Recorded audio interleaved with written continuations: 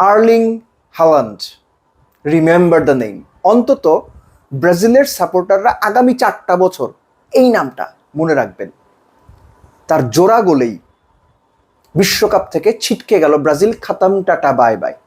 আমার বাসার আশপাশে খেলা শেষে মিছিল হচ্ছিল, আর্জেন্টিনা সেরা, ব্রাজিল ভুয়া।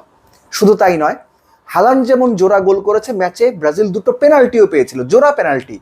প্রথমটা ব্রুনো গিমারেস মিস করেছেন, শেষেরটা নেইমার একটা গোল করেছেন। ওই একটা পেনাল্টি মিস এই ম্যাচটার পুরো কমপ্লেক্সনটাকে চেঞ্জ করে দিয়েছে। হালান্ডের সঙ্গে ওরহান নয়ল্যান্ড, এই নামটা আপনি মনে রাখেন, কেননা একটা পেনাল্টি তো তিনি ঠেকিয়েছেন, ব্রুনো গিমারেজেরটা।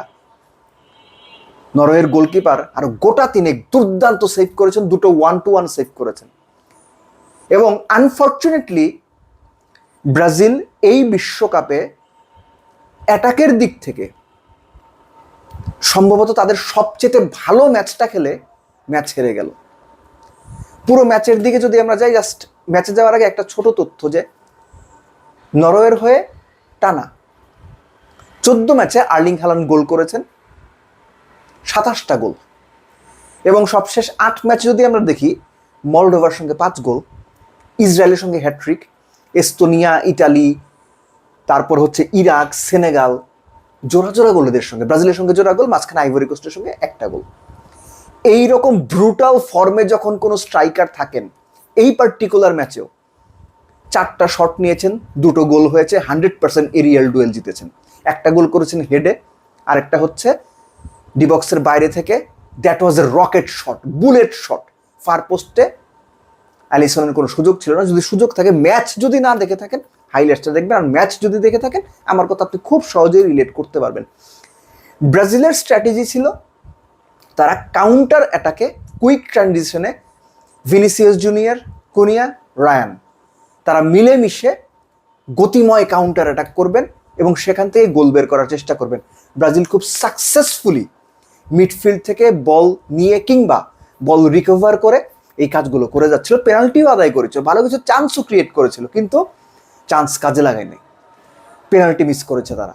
এবং সেই সঙ্গে আপনি যখন সুযোগ কাজে না লাগাতে পারবেন, তখন যে মাসুলটা দিতে হয়, ব্রাজিল এক্স্যাক্টলি সেই মাসুলটা দিয়েছে। Even on Erling Haaland head করে গোল করার আগ পর্যন্ত ক্লিয়ার কাট চান্সের কথা যদি আপনি বলেন, যে goal scoring opportunity, expected goals নরওয়ের তুলনায় ব্রাজিলের জন্য ছিল অলমোস্ট ডাবল। ব্রাজিল গোল করতে পারেনি। সো গোলের খেলায় আপনি যখন গোল করতে পারবেন না, সুযোগ বারবার মিস করবেন, তখন যেটা হওয়ার কথা ব্রাজিলের এক্স্যাক্টলি সেটাই হয়েছে। সম্ভবত নরওয়ের এই দলটা আমরা যতদিন ফুটবল দেখি বা আপনি যতদিন ফুটবল দেখেন, সেরা দল, সেরা পারফরমেন্স এবং যোগ্যতর দল হিসেবেই তারা ব্রাজিলকে বিশ্বকাপের নকআউট থেকে ছিটকে দিল। এবং এই নিয়ে 2006-এর পর থেকে প্রতিটা বিশ্বকাপে ইউরোপিয়ান অপোনেন্টের এগেনস্টে নকআউটে ব্রাজিল ম্যাচ হারলো। ফ্রান্সের সঙ্গে তারা হেরেছে, জার্মানির সঙ্গে 7টা খেয়েছে, মনে আছে।